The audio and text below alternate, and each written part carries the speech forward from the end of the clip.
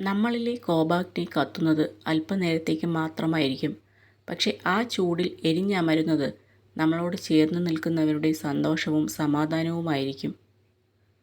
സമ്പത്തിൻ്റെ പേരിലോ സൗന്ദര്യത്തിൻ്റെ പേരിലോ മറ്റെന്തെങ്കിലും കാരണങ്ങൾ പറഞ്ഞോ നമ്മളെ തരം താഴ്ത്തുന്നവരുമായുള്ള സൗഹൃദം ഒഴിവാക്കുക. സാഹചര്യങ്ങൾ ഏറ്റവും മികച്ചത് ആവുന്നതുവരെ കാത്തിരിക്കരുത്. ഇപ്പോൾ തന്നെ തുടങ്ങുക. സാഹചര്യങ്ങൾ കാലക്രമേണ മികച്ചതായി തീരുന്നതാണ്. പരിശ്രമിക്കാൻ മടിയുള്ളവർക്ക് എല്ലാം അസാധ്യമാണ്. എന്നാൽ പരിശ്രമശാലികൾക്ക് എല്ലാം സാധ്യമാണ്. നല്ല ചിന്തകൾ മാത്രമല്ല, അത് പ്രാവർത്തികമാക്കാനുള്ള നല്ലൊരു മനസ്സും ദൃഢനിശ്ചയവും കൂടിച്ചേരുമ്പോഴാണ് നല്ല ചിന്തകൾ എന്ന വാക്കിന് അർത്ഥമുണ്ടാകുന്നത്. താൻ ഒരിക്കലും അതിൻ്റെ തണലിൽ ഇരിക്കാൻ പോകുന്നില്ല എന്ന് അറിഞ്ഞുകൊണ്ട് തന്നെ ഒരാൾ ഒരു മരം നടുമ്പോൾ അതിനർത്ഥം ജീവിതം എന്നാൽ എന്താണെന്ന് അയാൾക്ക് മനസ്സിലായി തുടങ്ങിയിരിക്കുന്നു എന്നാണ്. നിങ്ങൾക്ക് ഒരു കൊടുങ്കാറ്റിനെ ശമിപ്പിക്കാൻ കഴിയില്ല. അതിനുള്ള ശ്രമം നിർത്തുക. നിങ്ങൾക്ക് ചെയ്യാൻ കഴിയുന്നത് സ്വയം ശാന്തമായിരിക്കുക എന്നതാണ്. കൊടുങ്കാറ്റ് അതിൻ്റെ സമയമാകുമ്പോൾ കടന്നു പോകും.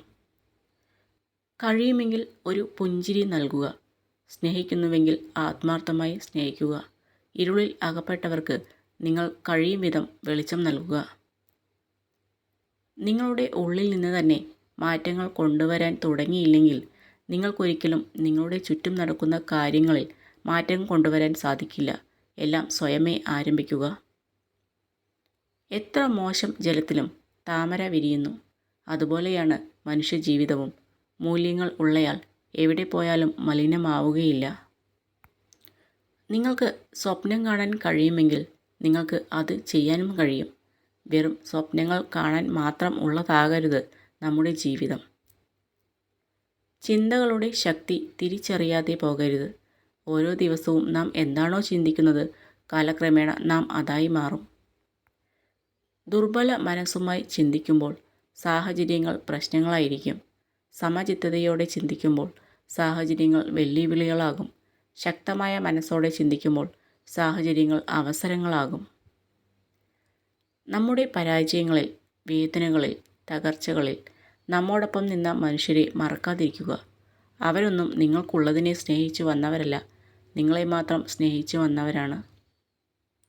മറ്റുള്ളവർ നിങ്ങളോട് എങ്ങനെ പെരുമാറണമെന്ന് നിങ്ങൾ തീരുമാനിക്കാനാവില്ല. അതിനെ ശ്രമിക്കുകയും ചെയ്യരുത്. നിങ്ങൾ നിങ്ങളുടെ ജീവിതം സന്തോഷപൂർവ്വം ജീവിക്കുക. പുറം ലോകത്തുണ്ടാവുന്നതിനേക്കാൾ ശക്തരായ ശത്രുക്കൾ നിങ്ങളുടെ ഉള്ളിൽ തന്നെയുണ്ട്. അവയാണ് ദേഷ്യം, അസൂയ, വെറുപ്പ് തുടങ്ങിയവ. പല പ്രശ്നങ്ങളും പരിഹരിക്കപ്പെടാതെ പോകുന്നത് പ്രശ്നങ്ങളുടെ സങ്കീർണത കൊണ്ടല്ല, അവ കൈകാര്യം ചെയ്യുന്നവരുടെ അയോഗ്യത കൊണ്ടാണ്. നമുക്ക് എന്തില്ല എന്ന് ചിന്തിക്കുന്നതിനേക്കാൾ നമുക്ക് എന്തൊക്കെയുണ്ട് എന്ന് ചിന്തിക്കാൻ പഠിക്കുക.